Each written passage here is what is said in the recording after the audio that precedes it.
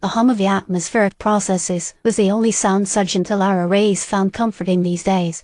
It meant the air outside the observation dome was breathable. Theoretically, it hadn't stopped the sandstorms from scouring the hull of the Daedalus or the perpetual grid that found its way into everything, but it was a small victory on a world that seemed determined to be hostile.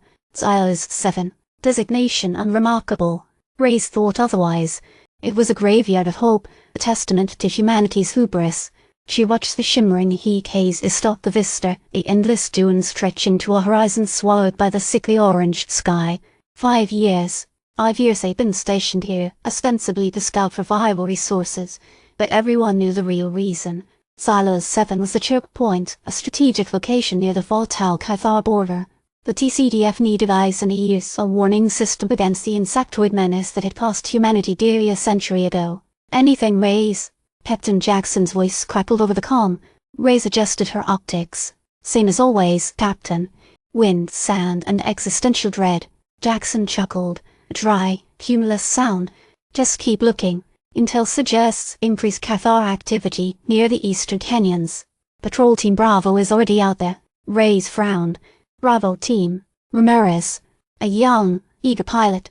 Fresh out of academy, assigned as Ramirez's wingman. They moving in close? Within visual range, Jackson confirmed. Keep a comm link with them, report anything unusual. Unusual? What constituted unusual on Xylo's 7? The sudden appearance of a sand one the size of a frigate. A Cathar raiding party disguised as tumbleweeds. Reyes sighed, pushing a stray strand of dark hair from her face. She's seen it all, or so she thought. A flicker on her long-range scanner broke the monotony. A single faint signature, unlike anything she's ever registered. It wasn't a Cathar scout, or a geological anomaly. It was artificial, and moving fast. Captain, Reyes said, her voice tight. I'm registering an unidentified object. Trajectory heading towards Bravo Team's location. The silence on the comm was thick with tension. Then, Jackson's voice, sharp and clipped, confirmed signature. Classify. Reyes ran diagnostics, her fingers flying over the console. It's metallic. Shape is irregular. Speed is exceeding anything in TCDS standard. It's radiating some kind of energy signature I can't identify. Can you intercept? I can try, but it's moving too fast. I'm not sure I can get a look before it reaches Bravo Team. Do what you can, Reyes, and keep me informed. The comm cut abruptly. Reyes launched a rapid alert to Bravo Team. Bravo Team, this is Reyes. Unidentified object inbound, head in your direction. Evasive maneuvers recommended. The response was almost immediate. Reyes, this is Ramirez. We're seeing something on our scopes. Looks like debris. Requesting clarification. It's not debris, Ramirez. It's something else. Get clear now. She scrambled to launch a pursuit shuttle, the engines whining as it broke free from the Daedalus asterisk. Through the cockpit view screen, the object resolved itself from a blur into a horrifying reality. It wasn't a craft in the traditional sense. It was a tangle of metal, wires, and what appeared to be organic material, all fused together in a grotesque parody of technology. It moved with unnatural speed, ignoring gravity as it skimmed the dunes. What the hell asterisk is asterisk that thing? Muttered a voice from beside her. Lieutenant Kia Sharma, her co-pilot, stared at the object with a mixture of fear and fascination. I don't know, Reyes admitted grimly, but it's not friendly. Bravo Team's patrol vector crossed her line of sight.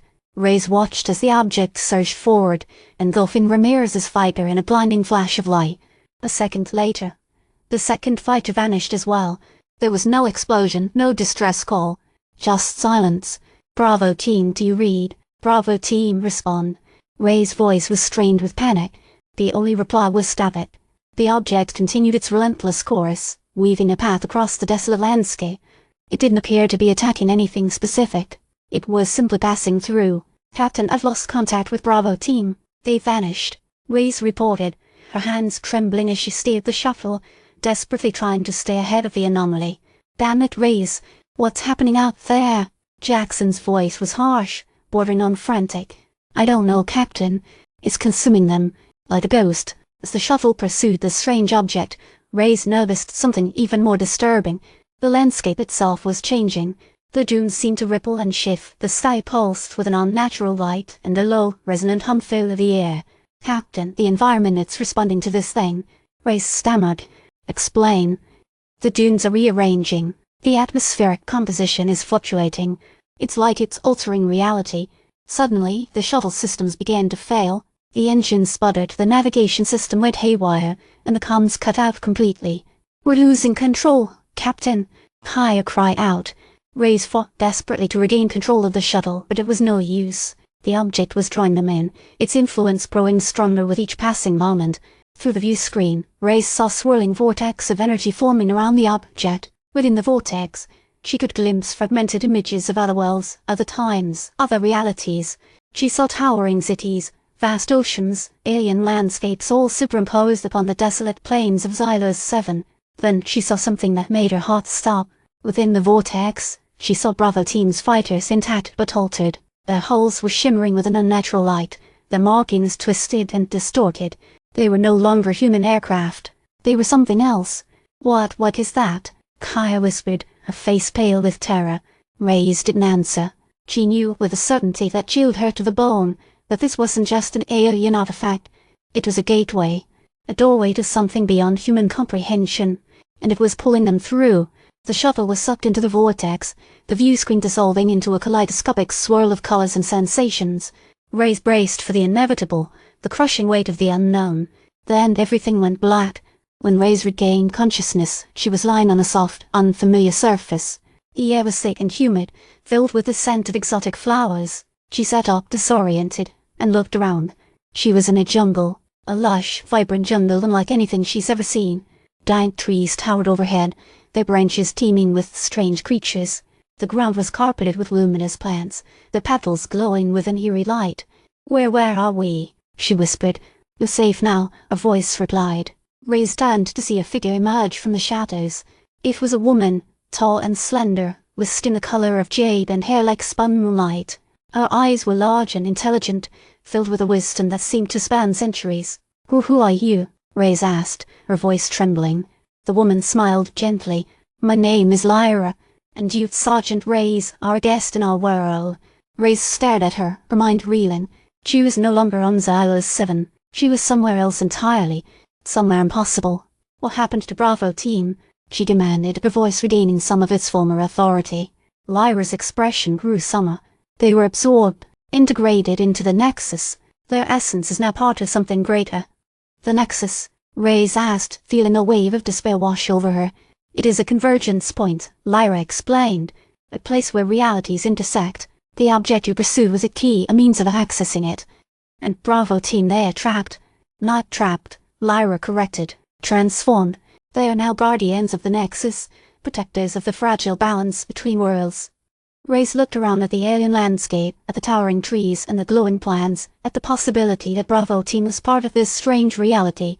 "What happens now?" she asked. Lyra regarded her with pitying eyes. "You have a choice, Sergeant Reyes.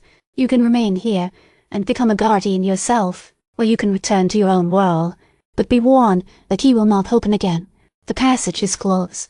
Reyes closed her eyes, the memories of Xylos 7 flooding her mind. The endless sandstorms, the oppressive sky, the constant threat of the Keva, the sacrifice of Bravo Team. She opened her eyes, and her gaze met Lyra's. The decision was clear. "I want to go home," she said, her voice firm. "I have a duty to warn my people, to tell them what I've seen, to prepare them for what's coming." Lyra nodded, her expression unreadable. "Then let us prepare you for the journey." But even as Lyra began the ritual to send her back, Reyes couldn't shake the feeling that she was leaving something behind, a part of herself, a responsibility, and a chilling certainty that, despite her return, the Nexus would not be forgotten. It would wait, it would watch, and one day it would open again.